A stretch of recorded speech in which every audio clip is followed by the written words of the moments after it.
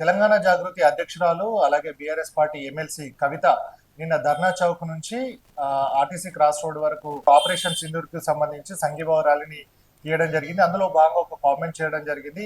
దేశంలో యుద్ధ వాతావరణం నెలకొన్న సమయంలో రాష్ట్రంలో హైదరాబాద్ నగరంలో ఈ మిస్ వరల్డ్ పోటీలు, అందాల పోటీలు నిర్వహించడం భావ్యం కాదు. దీనిపైన కూడా ప్రభుత్వం ఆలోచించాలని చెప్పిన నేపథ్యం కనబడుతుంది. కాబట్టి ఒక పక్క బార్డర్ లో సైనికులు ప్రాణాలకు కొద్ది అక్కడ పోరాడుతుంటే, ఒక పక్క నగరంలో మాత్రం ప్రపంచ సుందరిమణుల పోటీలు పెట్టడం ఎంతవరకు, అందాల పోటీలు పెట్టడం ఎంతవరకు సమంజసమని, అలాగే దీనిపైన పునరాలోచించుకోవాలని చెప్పేసి ప్రభుత్వానికి విన్నవించడం జరిగింది. దీనిపైన భువనగిరి ఎంపీ, కాంగ్రెస్ పార్టీకి సంబంధించి భువనగిరి ఎంపీ చామల కిరణ్ కుమార్ రెడ్డి కౌంటర్ ఇవ్వడం జరిగింది.